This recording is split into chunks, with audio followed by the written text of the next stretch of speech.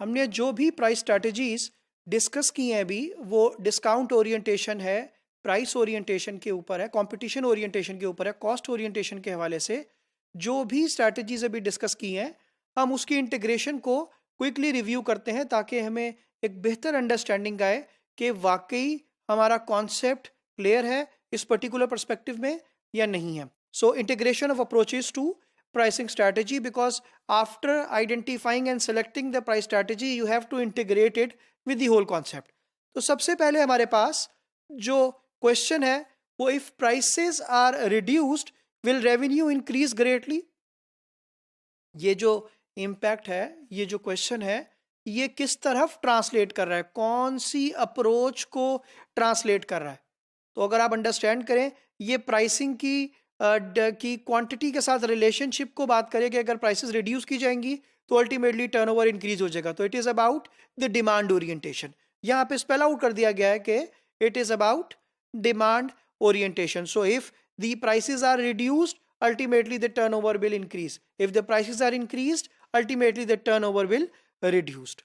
Second question की तरफ हम आते हैं, which is about should different product prices be charged for product based on negotiation with customers, seasonality and so on. तो अगर तो कस्टमर की प्राइसिंग जो है वो on the basis of negotiation with the customer हो, अगर वो सीजनैलिटी की बेस के ऊपर हो या इसी तरह के किसी और फैक्टर की बेसिस के ऊपर हो, तो उस सूरत में ये कौन सी अप्रोच है, कौन सी स्ट्रैटेजी है जिसको हम फॉलो कर रहे हैं. अगेन ये एक एग्जाम्पल है डिमांड ओरिएंटेशन की, बिकॉज आप कस्टमर को जहन में रख रहे हैं, कस्टमर के पर्सपेक्टिव को जहन में रख रहे हैं, कस्टमर से निगोशिएट कर रहे हैं, इस सीजनैलिटी फैक्टर को कंसिडर में कर रहे हैं. तो एक्चुअली आप कस्टमर को सामने रखते हुए डिमांड ओरिएंटेशन को फोकस करें. थर्ड लेवल के ऊपर जो डिस्कशन है, जो थर्ड स्टेटमेंट है, will a given price level allow a traditional markup to be attained. अगर हम बात करेंगे तो एक जो प्राइस लेवल है उसके ऊपर क्या मार्कअप जो है वो एक रिटेलर अर्न कर रहा है, क्या वो ट्रेडिशनल मार्कअप जो है वो अर्न कर रहा है. तो ये अप्रोच क्या है? If it is about the profitability of certain article on the basis of certain price level, तो it is all about the cost orientation. तो कॉस्ट ओरिएंटेशन के अंदर हम प्रोडक्ट की प्राइसिंग की बात कर रहे हैं, कॉस्ट ओरिएंटेशन के अंदर हम बात कर रहे हैं कि उससे एसोसिएटेड कितना मार्कअप है, कितना मार्जिन है जो कि एक रिटेलर अर्न कर रहा है या कर सकता है. वो हमारे पास कॉस्ट ओरिएंटेशन की एक अच्छी एग्जाम्पल है. इसी तरीके से हम आगे की तरफ बढ़ते हैं. तो हमारे पास जो नेक्स्ट स्टेटमेंट है, नेक्स्ट क्वेश्चन है, what price level is necessary for a product requiring special cost in purchasing, in selling, in delivery etcetera. तो हमारे पास कौन कौन सी ऐसी अगर कोई स्पेशल कॉस्ट को इंकर हो रही है किसी प्रोडक्ट के ऊपर, बेशक वो प्रोडक्ट को खरीदने की कॉस्ट है, बेशक वो प्रोडक्ट को बेचने की कॉस्ट है, बेशक वो प्रोडक्ट की इंस्टॉलेशन की कॉस्ट है, बेशक वो प्रोडक्ट की डिलीवरी की कॉस्ट है. तो किसी भी हवाले से जो कॉस्ट इंकर हो रही हैं हमारे पास प्राइस लेवल के को सेट करने के लिए, तो again because it is a discussion about the cost, so this price strategy is about cost orientation. तो एक्चुअली रिटेलर जो है वो कॉस्ट ओरिएंटेशन को फॉलो कर रहा है इस तरह की अप्रोच के अंदर. फिर what price levels are setting by the competitors. ये कंपटीशन कौन से प्राइस लेवल्स को सेट कर रहा है? अगर मैं इस स्टेटमेंट को देखता हूं तो आई कैन इजीली इवैल्यूएट कि because my approach is towards seeing what the competitor is doing, तो what I am following is the competitor या कंपेटिटिव ओरिएंटेशन, जो कि हमारी थर्ड अप्रोच थी कि जहां पर दिस स्ट्रैटेजी कि जहां पर आप कंपेटिटर को कंसिडरेशन में रखते हैं प्राइसिंग डिसीजन करते वक्त. फिर हमारे पास लास्ट एग्जांपल हमारे पास है, can above market prices be set due to some superior image, due to some patronage, due to some store image. क्या कोई कस्टमर प्राइसिंग ऐसी है कि कोई प्राइस लेवल ऐसा है जो कि आप अपने इमेज की वजह से you can sell into the market the good price level और maybe slightly high prices as compare to the market.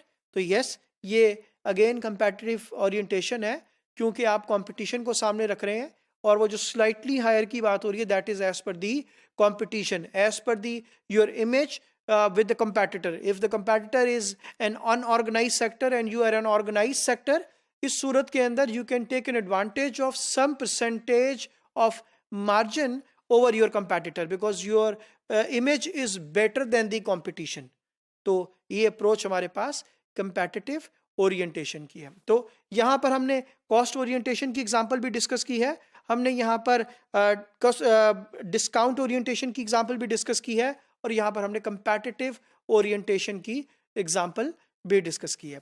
हम आगे की तरफ चलते हैं और डिस्कशन में लेके आते हैं उस चेकलिस्ट को ऑफ सिलेक्टेड आइटम्स जो कि प्राइसिंग डिसीजंस को हमारे पे इम्पैक्ट करता है. तो जो सबसे पहली बात हमारे पास है that is how important is price stability. Price stability के पर्सपेक्टिव की बात हो रही है. And how long should prices be maintained.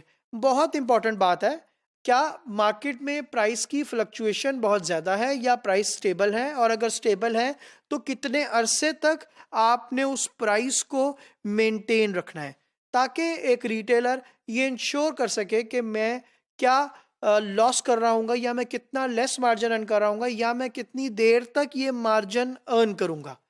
तो price stability is very important point on the checklist जो कि प्राइसिंग डिसीजन में हमें हेल्प करता है एज ए रिटेलर. फिर उसके बाद is everyday low pricing desirable. जिस तरीके से वॉलमार्ट और अदर बड़े स्टोर जो हैं वो EDLP के कॉन्सेप्ट के ऊपर चलते हैं which is everyday low price. तो क्या वो एवरीडे लो प्राइस का कॉन्सेप्ट जो है वो डिजायरेबल है उस कंट्री के अंदर, उस स्टेट के अंदर, उस प्रोविंस के अंदर, उस सिटी के अंदर, उस टेरिटरी के अंदर? अगर वो डिजायरेबल है of course you have to set your pricing accordingly. So retailer को ये इवैल्यूएट करना है कि वहां पर लो प्राइसिंग की डिजायर है या नहीं है. नेक्स्ट पॉइंट है should price changes if cost और कस्टमर डिलीवरी डिमांड वेरी. क्या प्राइस चेंज जो है वो होगा अगर कॉस्ट में इंक्रीज आएगा या डिक्रीज आएगा, या कस्टमर की डिमांड में इंक्रीज या डिक्रीज आएगा, क्या उससे प्राइस के ऊपर इम्पैक्ट होता है या नहीं होता? तो accordingly the retailer will make pricing decision.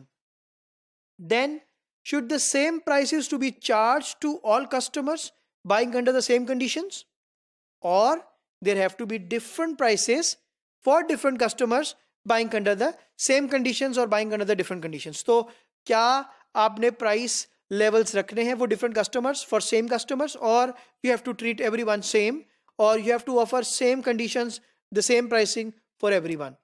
ये रिटेलर को प्राइसिंग डिसीजन में बहुत ज़्यादा हेल्प करेगा point. Then should customer bargaining be permitted.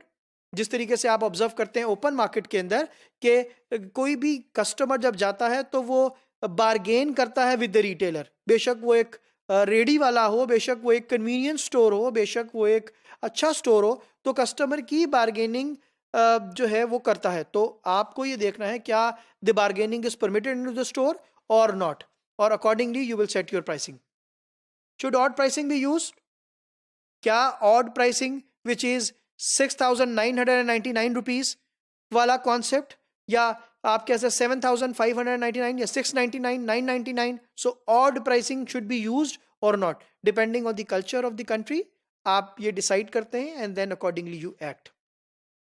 Should leader pricing be utilized to draw customer traffic? If yes, should leader prices be above और below cost? So price leadership के case के अंदर अगर वो कस्टमर ट्रैफिक को drive कर रहा है तो उस सूरत में आप नहीं देख रहे हैं क्या वो आपकी कॉस्ट से कम है, आपकी कॉस्ट से ज्यादा है, and accordingly you have to take that decision. So should customers और consumers be offered discount for purchasing in quantities. क्या बल्क क्वांटिटीज के ऊपर कस्टमर को कोई बेनिफिट मिलना चाहिए? If you buy 1 you will pay 10 rupees. If you'll buy 3 you can pay 9 rupees each. So which means certain discount की facility on quantity purchase would be allowed or not. Then should price lining be used to provide a price range and price points within that range? अगर ये facility होगी, for example customer के पास हर तरह की quality, हर तरह की price, हर तरह की प्राइस रेंज अवेलेबल हो, तो क्या आप ये ऑप्शन रखना चाहते हैं एज ए रिटेलर, या आप इस ऑप्शन को कैरी नहीं करना चाहते। और फिर लास्ट पॉइंट हमारे पास चेकलिस्ट के अंदर है जो कि हेल्प करता है प्राइसिंग डिसीजन के अंदर, that is should pricing practices vary by department or product line? Either you will use the pricing strategy as per the same product line.